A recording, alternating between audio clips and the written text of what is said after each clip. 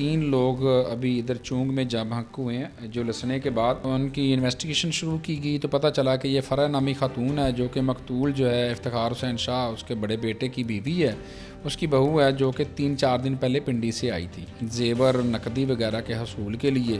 पहले इनको जहरीली गोलियां दे के इनको बेहोश किया, उसके बाद इनको पेट्रोल छिड़क के आग लगा दी है।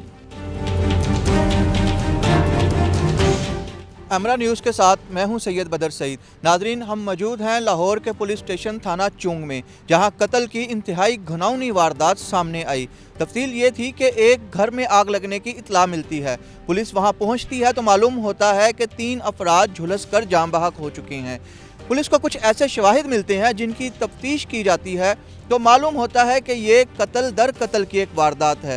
एक ऐसी खातून ट्रेस होती है जो इससे पहले अपने शोहर को कत्ल कर चुकी थी और जिसके साथ मिलकर कत्ल किया। अब उसके ही घर वालों को एक नए आशना के साथ मिलकर उसने कत्ल कर दिया। क्या हुआ इस वारदात में, आइए जानते हैं।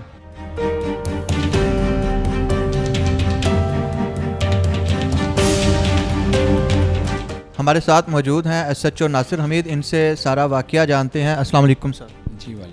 अच्छा नासिर साहब, एक घर में आग लगी और कुछ उसमें लोग आग में जल के मर गए, उसके बाद कत्ल दर कत्ल की एक वारदात आपने ट्रेस कर ली, और ये सारी क्या कहानी थी, ये बताइएगा। जी बिस्मिल्लाहिर्रहमानिर्रहीम। ये जो 3 लोग अभी इधर चूंग में जा भंक हुए हैं, जो लसने के बाद बेसिकली ऐसे है कि जी 29 और 30 की दरमियानी रात हमें कॉल मसूल हुई 15 पे कि जी शादाब कॉलोनी गली नंबर 5 में एक घर में फ़र्स्ट फ्लोर पे आग लगी हुई है और पॉसिबिलिटी है कि जी वो लोग जो हैं घर के अंदर ही होंगे। वहाँ पे हम पहुँचते हैं तो फिर पहुँचने के बाद आग लगी हुई थी। 1122 को कॉल किया गया, आग बुझाई गई। उस दौरान में जो है वो ऊपर जाके चेक किया उनके फ़र्स्ट फ्लोर पे तो 3 लोग इफ्तिखार हुसैन शाह, उनकी अहलिया और उनकी बेटी जो हैं वो झुलस कर जाँ बहक हो चुकी थी। सारी कार्रवाई करने के बाद इनिशियली जो ज़ाहिरी तौर पे वो लग रहा था जिस तरह से रूटीन है कि जी ये शायद कोई शॉर्ट सर्किट की वजह से या कोयलों की अंगीठी की वजह से हो गई कार्रवाई, लेकिन हम अपनी तफ्तीश जो है वो करते रहे हैं जी। उसमें हमें एक जो है CCTV फुटेज मिलती है घर के सामने जो कैमरा लगा हुआ उसमें से कि जी वकूए से को तकरीबन 5-7 मिनट पहले 3 लोग घर से निकलते हैं, जिसमें एक खातून है जी, एक उसकी एक बच्ची है और एक आदमी है। वो घर से निकल रहा है और उसके पास कोई बैग थे जिसको लेके वो जा रहा है। इस सारी बात के बाद जी उनकी इन्वेस्टिगेशन शुरू की गई तो पता चला कि ये फ़रा नामी खातून है, जो कि मकतूल जो है इफ्तिखार हुसैन शाह उसके बड़े बेटे की बीवी है। उसकी बहू है जो कि 3-4 दिन पहले पिंडी से आई थी। वो खातून इधर से ही हमें अवेलेबल हो गई, जो है फौतगी वाले घर से, वहाँ से खातून को लेके आए हैं जी। और उसने आगे बताया कि जी ये इंसिडेंट रात को जो है मैंने अपने जेवर नकदी वगैरह के हसूल के लिए पहले इनको जहरीली गोलियां दे के इनको बेहोश किया, उसके बाद इनको पेट्रोल छिड़क के आग लगा दी है। अच्छा, एक आपको सर देखें, एक नॉर्मल सा वाक़या था और ऐसे घरों में आग लगती है शॉर्ट सर्किट से, तो आपका कैसे जहन गया कि ये कोई वारदात भी हो सकती है कत्ल की? किसी ने कुछ बताया था, कोई मामला हुआ कि आपने उसको मज़ीद इन्वेस्टिगेट करने की ज़रूरत समझी? अच्छा, इसमें ना हमें जो है वो ड्यूरिंग कोर्सेज सिखाई जाती हैं जो मुख्तलिफ़ चीज़ें, उसमें उसी के मुताबिक जब देखा तो शॉर्ट सर्किट की कुछ रीज़न्स होती हैं। UPS फटा हो या इन्वर्टर जो है वो उसकी वजह से शॉर्ट सर्किट हो सकती है। जहाँ पे शॉर्ट सर्किट होगा वहाँ पे कोई तारें जली होंगी, उसके अलावा कोई भी ऐसी वजह जिसमें नज़र आए। अगर कोयलों की या अंगीठी की होती तो डेफिनेटली अंगीठी वहाँ पे मौजूद होनी थी, कोयले वहाँ पे मौजूद होने थे। लेकिन जब ये सारी चीज़ें वहाँ पे मौजूद ना पाई गई तो फिर पुलिस ने जो है वो कार्रवाई करते हुए हमने फौरी तौर पर जो है FIR का इंदराज करने की वजह यही थी। उसके बेटे को मुद्दई बना के उसकी मुद्दईयत में हमने जो है FIR फौरी तौर पर दी। तीनों कत्लों की 302, 436 की FIR दर्ज होने के बाद जो है वो जब कूलिंग का अमल 1122 ने किया तो वहाँ पे हमें शॉर्ट सर्किट के कुछ शवाहद ज़्यादा नहीं मिले, जिस बेसिस पे फिर सारे CCTV कैमरा देखना शुरू किए। इसके बाद क्या फ़रा नामी एक ख़ातून को आपने ट्रेस कर लिया कि ये इसमें मशकूक है और आपने उससे तफ्तीश की, उसने बताया कि उसने ये कत्ल किए हैं, लेकिन इस केस में तो जो मदई है वो भी गायब हो गया? जी, मैं इसमें बताता हूँ कि जो फ़रा जो है ये बेसिकली वकार हुसैन जो कि मकतूल है उसके बेटे की बीवी है जी। ये बेसिकली रावलपिंडी से इधर 3-4 दिन पहले आई थी। यहाँ पे आके इनका जो इसकी एक देवरानी है जी, उसका नाम नौरीन है, उसका एक रिलेटिव है अरसलान शाह जी। उसके साथ इसकी कोई अटैचमेंट थी, कोई दुआ सलाम थी, किसी शादी पे इनकी आपस में मुलाकात हुई थी, इसने उसके साथ मिलके ये प्रॉपर प्लानिंग की थी। इसमें जो नौरीन है वो यूज़ इसलिए हुई क्योंकि नौरीन को भी इन्होंने कोई तकरीबन 5-6 महीने पहले शादी हुई थी, तो महीना 1.5 महीना पहले घर से निकाल दिया हुआ था। उसकी हमदर्दियाँ जो है वो इसने फ़रा ने इसमें हासिल की, प्लस अरसलान शाह जो है वो चूँकि उसका रिलेटिव था, वो साथ में इनके साथ इसमें इन्वॉल्व हो गया। इन्होंने उस रात में जो है कोई तकरीबन 10-10:30 बजे के करीब ये सारे फ़रा, इसकी एक बेटी है अरसम और जो अरसलान शाह, ये उस घर में इकट्ठे होते हैं। वहाँ पे इन्होंने पहले उनको जो गोलियाँ थी वो जूस में डाल के दी, वो तीनों जो हैं वो बेहोश हो गए।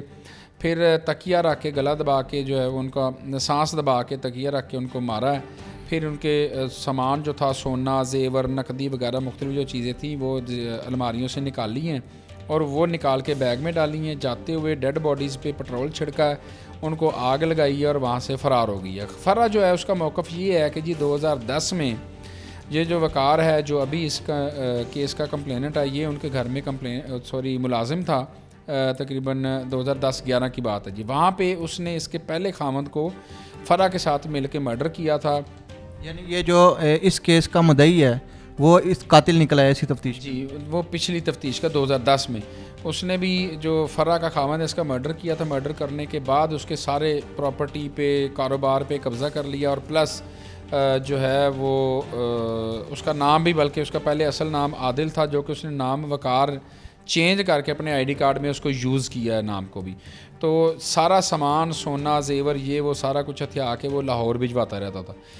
ये फ़रा का मौक़िफ़ है कि जो सारा सामान था वो इधर लाहौर में इसके ससुरालियों के घर पे मौजूद था, जिसको मैं इवन और ऑफ डिमांड करती रही कि मुझे दे दे, जो कि नहीं दिया। तो फिर आखिर में आकर उसने ये प्लानिंग करके तो इनका मर्डर कर दिया तीनों। यानी कि फ़रा जो है वो डबल मर्डर में, इससे पहले 10-12 साल पहले भी वो एक मर्डर में शामिल थी और अब भी जी, जो अभी डबल वकुआ में वो शामिल है, अभी का ट्रिपल मर्डर। इसमें भी पहले वाला जो खामद इसका रावलपिंडी में मर्डर हुआ था, उसमें भी वकार जो अभी का मुद्दई है इसके साथ मिल के इसने किया था। यानी कि ये इसने पहले एक अपने शोहर को मारा, इसके साथ अपने आशना के साथ मिलकर, और उस आशना से शादी कर ली। अब ये उस आशना को मारने के चक्कर में थी किसी और के लिए? नहीं, आशना के मारने का अभी सबूत इसलिए नहीं मिल सका क्योंकि आशना को मारना, जो अभी इसका खामद है, जो तब का आशना था, उसको मारना होता तो रावलपिंडी में मार लेती, वहाँ पे इजी था। यहाँ पे इसने सामान सारा समेटा है, उसके बाद पहले इनको मर्डर किया है। तो आइंदा की जो है कि जी इसने अरसलान के साथ शादी करनी थी या अरसलान के साथ नहीं करनी थी, वो अभी इन्वेस्टिगेशन चल रही है, वो चीज़ें क्लियर हो जाएंगी मज़ीद। अच्छा सर, ये बताइएगा कि एक ख़ातून जो बज़ाहिर घरेलू ख़ातून है, जो एक फैमिली के साथ रह रही है, उसके बच्चे भी थे, तो फ़रा के कितने बच्चे थे और उसके बच्चों को ये सारी वारदात में कम पता था उस वक़्त या मुलविस थे वो? फ़रा की जो बेसिकली 4 बेटियां हैं सर, इसमें एक बेटी अरसम जो है वो अपनी वालदा के साथ ही आई थी, इधर साथ ही रही थी। वो अरसम जो है वो बताती है कि जब इन्होंने प्लानिंग की थी वो डेफिनेटली उनके साथ लाहौर में मौजूद थी और इन्वॉल्व भी है सारे वाक़या में।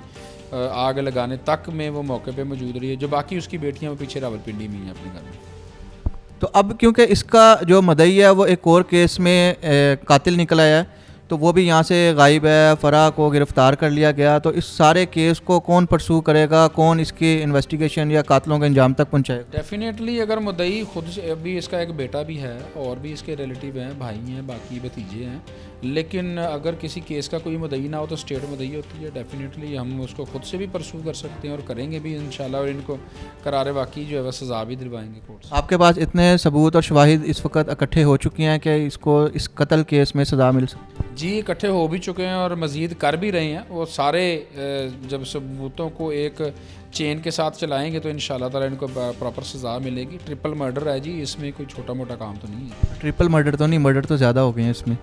अभी का तो 3 मर्डर है ना जी, जिसमें ये फ़रा अभी हमारे से मुतल्लिक़ इन्वॉल्व, वो तो पिंडी का केस है। पिंडी के साथ आपकी कोऑर्डिनेशन होगी?